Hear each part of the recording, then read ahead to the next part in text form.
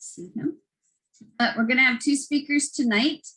Stephen Williams, he's a founding partner of Bride & Williams LLP and has been representing real property owners throughout the South Bay area since 1999. He has a wealth of knowledge in many areas of real estate law, including commercial, residential, leasing, rent, eviction control, which is always hard, especially lately, purchase sales transactions and neighborhood disputes.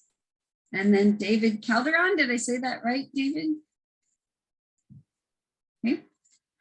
He is a founding partner of Barth Calderon LLP and head of its dispute practice. He has a passion for prevention through planning, strategic asset preservation, aggressive debtor defense, leveraging his knowledge and experience to help you protect what you have worked your whole life to build, which is really important. And we're going to start with Steve. Stephen, do you need me to share the screen, to allow you to share the screen? Or yeah, if you could, I'm gonna put something up here in a minute. Okay, I just have to ask you to, and I've been trying to do co-host, but if I don't know your Zoom account, they won't let me do co-host. Zoom's so crazy. So what I have to have you do is people could still be coming, and it's once I make you host, you have to let them in, but you hear a little beep and you just look up top and hit the admit button. So got it. Hey, Cheryl, can I say something? This is Paul. Sure, Paul. Yeah, so I work with Steve and David, and I put in the chat a number. We always get a lot of questions. There's a lot of hot issues going on, and we speak across the country to property association groups, realtor groups. We put on about 40 workshops a year. So if anybody's got follow-on questions about their own stuff or working with clients, if you text Guard Assets to the number I put in the chat, you can find a time, get on the calendar, and we're happy to get with you and answer any questions that may come up. So, take a note of that. Perfect. So does everybody see that in the chat? If not, that phone number is 650-459-2712. To get that 650-459-2712. And then if you have questions afterwards, and a lot of times these things come up after the meeting, and then you go, oh, I wish I had asked. So then you can text and get those answers. So thank you, Paul. Sure. So get to. And for me, my contact information, my phone number here is right above my finger, right there. So you can always reach out to my firm as well. Perfect. Okay, Stephen, you are now the host, and he should be able to share the screen. That's a lot of responsibility here. I just saw it pop up. I'm the host. All right, so let me see. I always I've been doing these Zoom things for the last year and a half now, and I should be an expert at it, but always still hold my breath when I try and do something. Let's see here. I was doing Zoom a year before COVID, but by chance, but they keep changing things. I don't know why. I'm like, leave it alone. It works great. So, well, if I did it correctly, you should have my slideshow up here right now. Can you all see that? Okay, good. Yes. Let me get it into slide mode here. There we go. All right, so we ready? Okay, and I'll keep looking for that little ding to see if someone's waiting, and I'll try and get them in. Okay. But let's just go ahead and get started. I'm going to talk for about 20-30 minutes or so, and then I'll hand it off to David. And I've done this similar talks like this with his firm, and I think this is a really good combination. I'm going to talk about some landlord-tenant stuff, and then, like he mentioned, he's going to. Oops, excuse me. I was just trying to admit someone. I actually went backwards. Okay, so, and then he comes in and lets you know sort of on the back end of this talk, what you can do to sort of protect yourself, in advance of any potential issues arising as a property owner, as a landlord in California. And there's a lot of pitfalls these days, even aside from the multiple voluminous local, state, county eviction and rent increase moratoria that were passed for the last year and a half, there's now statewide rent control. There's now statewide eviction control. So if you weren't in a traditional rent and eviction control jurisdiction like Santa Monica, Los Angeles, San Francisco, guess what? It's now in your neighborhood. It's coming to your neighborhood now, and it's everywhere. Right now, I'm going to focus today on the non-payment of rents and the eviction moratorium. And as you can see from the slide here, yay, the eviction moratorium is over. The non-payment of rent eviction moratoria ended September 30th, so just a couple of weeks ago. Landlords can start evicting, right? Non-payment of rent. We can start doing that now. Let's celebrate. It's time to go. Well, as you saw the slide accidentally, put it up a little early, but not so fast. Things are still pretty much at a standstill.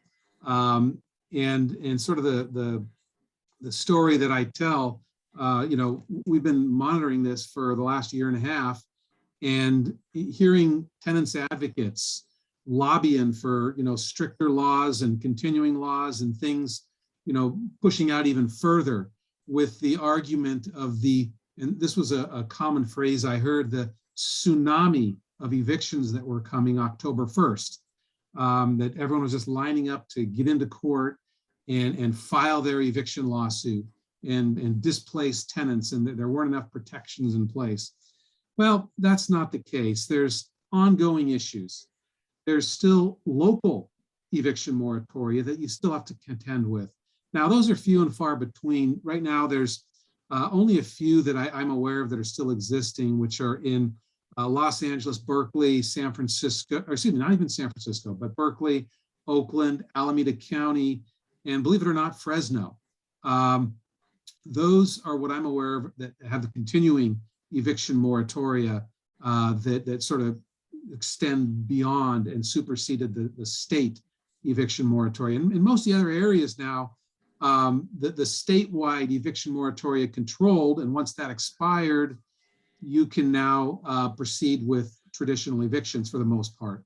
But like I said, there are ongoing issues. There's also rental assistance requirements that are mandatory that you need to comply with before you can get into court for non-payment of rent eviction. There's court restrictions, and that I just mentioned, it happens to be one of them. And getting courts in certain counties to actually issue a writ, which is what directs the sheriff to process an eviction, and then to get the sheriff to evict is still a very difficult process. And then various waiting periods as well. These are all still issues that you have to contend with. And I'm going to talk about a lot of these, but to sort of circle back to the eviction tsunami that was coming. Last week, it was, I believe, I heard from one of the clerks in the housing court in San Francisco County, and there was a grand total of 2 non-payment of rent evictions filed in court. So that was the tsunami in San Francisco. Alameda County, I've been tracking that as well, and there were very few there filed either. And I think that those were probably filed by probably pro per, or maybe practitioners from outside the area who weren't familiar with some of the nuances and the requirements. So for the most part, the experienced landlord attorneys are aware of these ongoing issues, and like I said, I'm going to talk about them. That is still keeping the door closed pretty tight on any non-payment of rent eviction right now. I'm not saying it's impossible. You just have to jump through some hoops. So let's get into it. First, you've got the COVID rental debt, which is rent that became due between March 2020 and September 2021, a year and a half. That is COVID rental debt, and that is rent that is protected under the statewide moratorium. And basically, during that period, you could not evict a tenant unless you gave them a 15-day notice. And if they paid 25% of the rent, and signed a declaration that says, hey, I've suffered hardship from COVID, which is quite easy to sign and return, then you could not evict them. And they had to pay 25% by September 30th. The same rules apply. So if your tenant still owes rent for these back periods of time, you're still subject to these restrictions, a 15-day notice and a tenant declaration, and only 25% of the rent they have to pay. If they can do that, you really can't evict them. So that's a pretty broad period of time here where you still really cannot get into court to evict a tenant. And it's actually quite easy, like I mentioned, for the tenant to sign this declaration, which the law basically, the actual legislation basically spelled out for the tenant. All they have to do is sign a particular declaration with certain language in it that says, hey, I've had increased expenses or costs due to COVID, or I've had reduced income. Well, we've all had increased costs as a result of COVID. But remember, didn't we all run and start buying hand sanitizer? So, it's quite broad. So the point I'm trying to make is that, anyone can sign that declaration basically and avoid an eviction for rent during this particular period of time. So what about this period?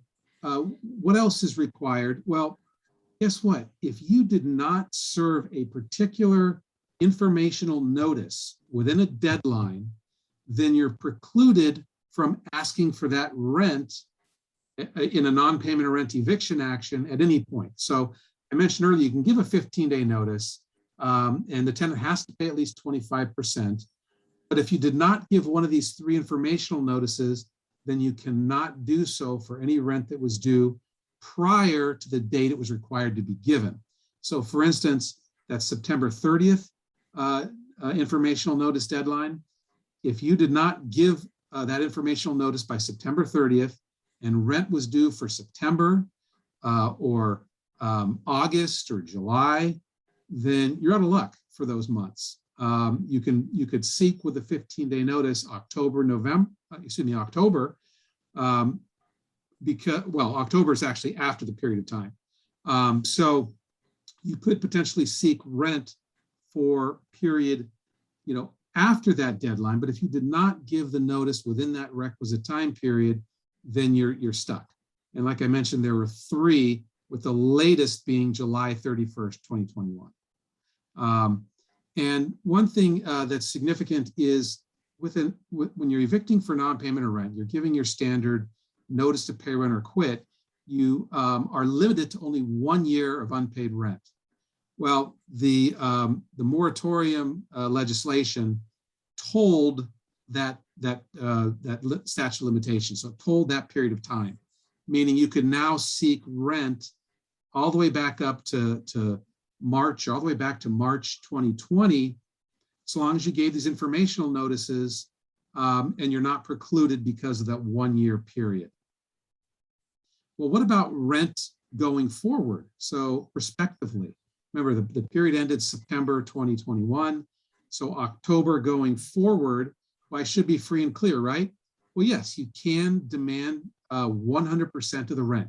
You can give a 3-day notice to pay rent or quit like has been traditionally the case, but there's special requirements for that 3-day notice.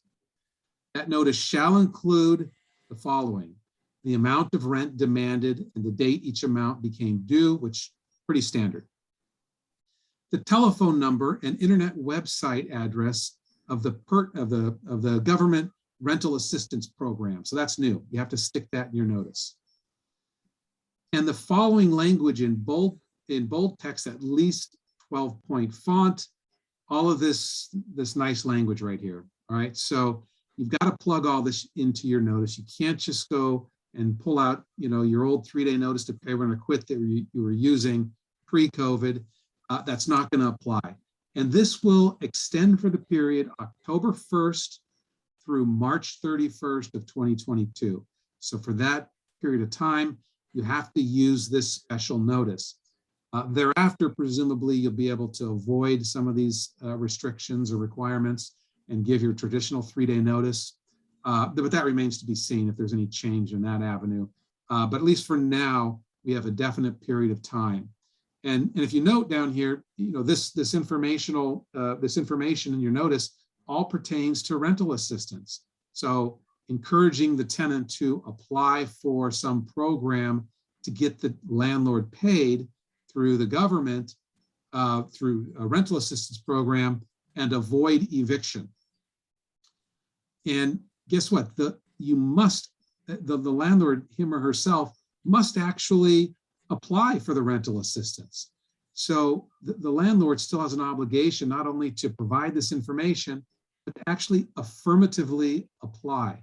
And I'm going to talk about the delays in doing that in a minute. But this is all part of the new 3-day notice to pay rent or quit for October through March. Remember, everything pre-October is controlled by that by the statewide moratorium that required the 15-day notice, which still applies for that prior rent. Now, these are some mandatory unlawful detainer court requirements, and the unlawful detainer action is the fancy word for eviction. So following a 3-day notice or any type of a termination notice, you get into court by filing an unlawful detainer action.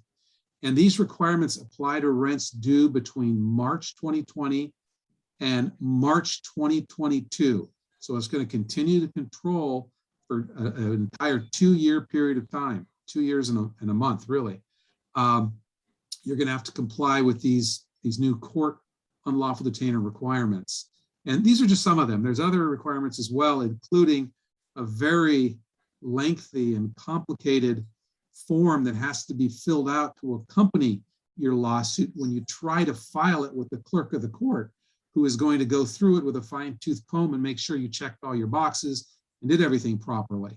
But aside from that, the landlord must, as I mentioned earlier, first apply for rental assistance and document it. So there's two options. Now, this is, again, before filing your non-payment of rent. So let's say you file your 3-day notice to pay rent or quit for October rent. Let's say you just did that today. Before you can actually get into court, if the tenant does not comply with that 3-day notice, you've got to apply for rental assistance. And you can satisfy this by applying and being denied.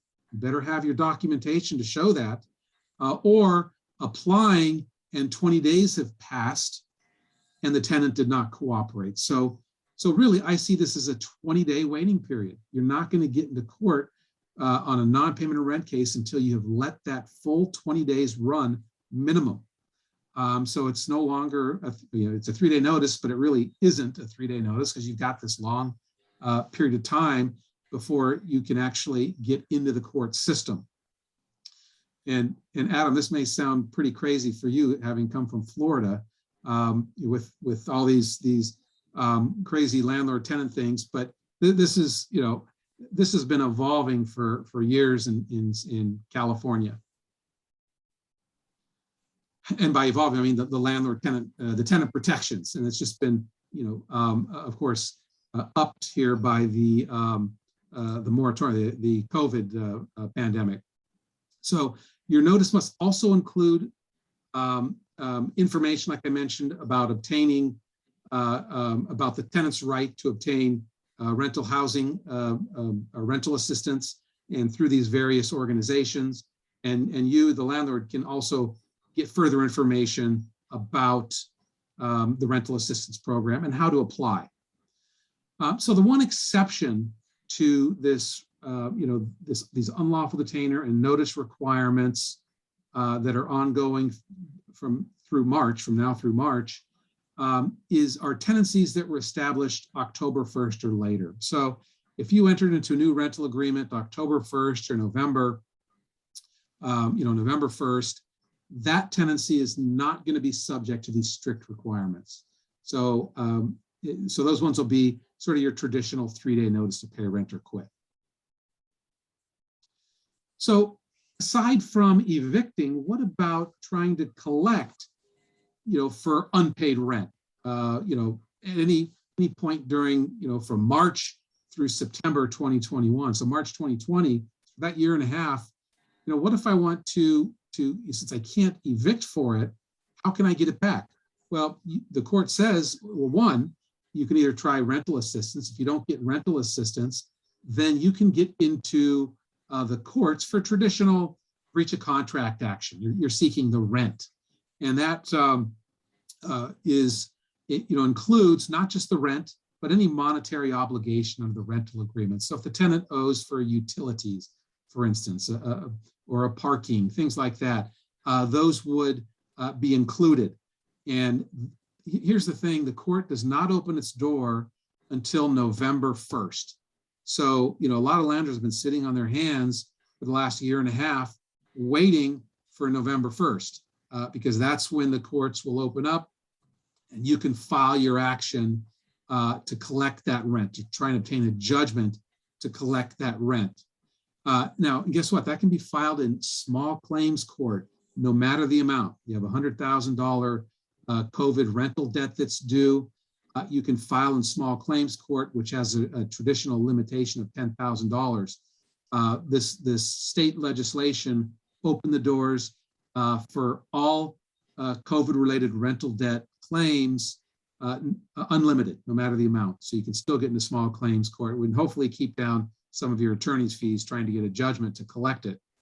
But again, you have to, as the landlord, seek and cooperate with the tenant regarding rental assistance before going to either small claims or superior court to collect that debt. If you don't, your action could be denied, or your amount could be reduced significantly. So be sure and avail yourself. And it makes sense for the landlord to first try and get the money anyways and avoid litigation by obtaining the rental assistance through the one of the various programs. And so exhaust that avenue first. Always do that.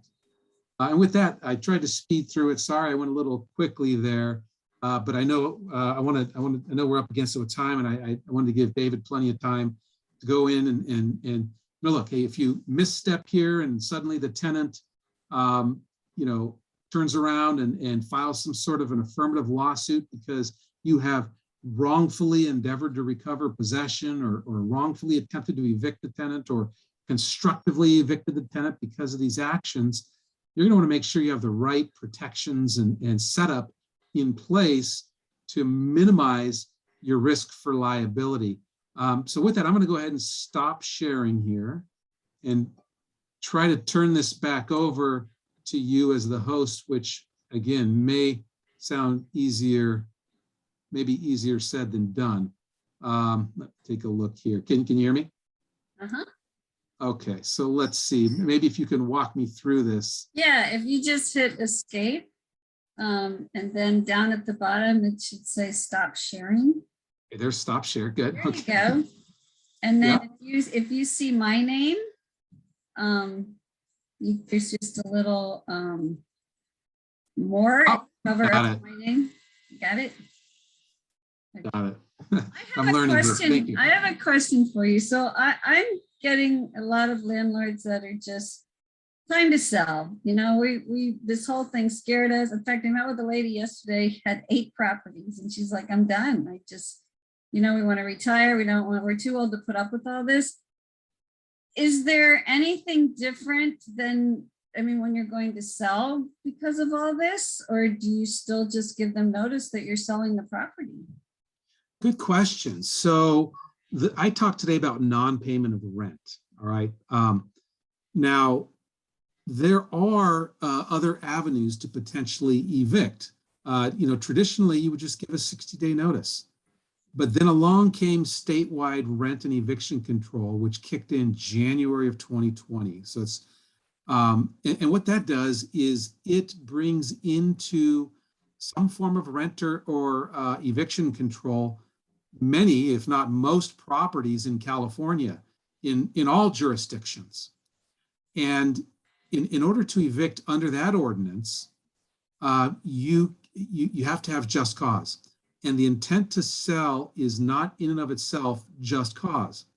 Now, there are some exceptions if it's a single family home, for instance, those are traditionally, if you procedurally comply with certain requirements, are exempt from the statewide eviction control ordinance. So you can evict without just cause. So if you want to sell a single family home, you could do so and evict the tenant for that purpose, because it wouldn't be subject to the statewide eviction controls.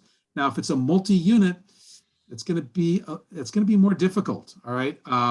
And like I said, the intent to sell is not a just cause. So there would have to be some other basis in order to ask the tenant to move.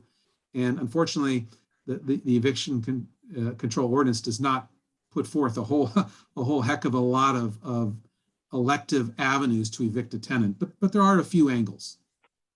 Sometimes they will move back in for a couple of years in order to, to say it's their primary residence. I've had people that have gone house to house every couple of years.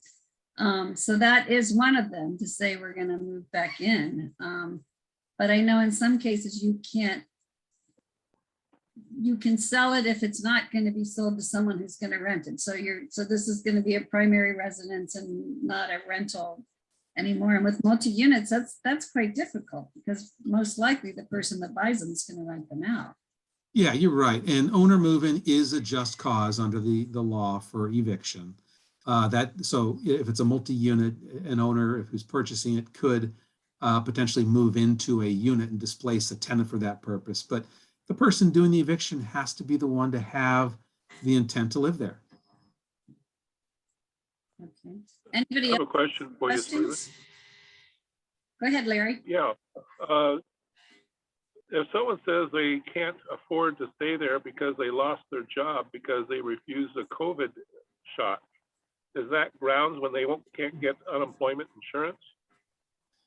Or some states are saying you cannot collect unemployment. My daughter's in Hawaii, she didn't want the shot, so she got laid off, but she wasn't eligible because of that, because of COVID, for unemployment. So that in and of itself is not a just cause. The more likely just cause would be non-payment of rent. Just because, they got sick. Now there are some fair housing laws that apply, which require reasonable accommodations in some circumstances, but just, a tenant requesting to just not pay the rent at all is unreasonable. So you would have to take it at that angle, Larry, as a non-payment of rent.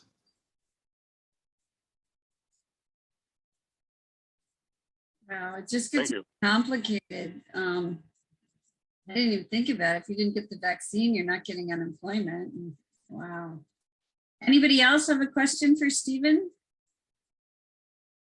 Okay, well, thank you so much. That was great. We're going to have you back in the future as well. And yeah, I'd be happy to talk more about the statewide, controls. Like I said, certain cities have had it forever, like I mentioned, Santa Monica. But, a lot of cities, this is new to them, as of January 2020. It's not easy being a landlord in California, I'm finding. I mean, I've had some landlords go to court absolutely sure they would win over, I had one, they destroyed their place, and he wanted to keep the deposit and he lost, and he was in shock that he lost. So it's yeah, you think the most basic, friendly. The tenant didn't pay rent, or the tenant's committing a nuisance. Those aren't so easy. There's no such thing as a slam dunk. Yeah, it's really challenging. And with that, oftentimes tenants will position themselves, in a way that gives them a little bit of leverage by, in those scenarios, affirmatively suing the landlord, subjecting the landlord to potential significant, out-of-pocket liability just to defend that lawsuit.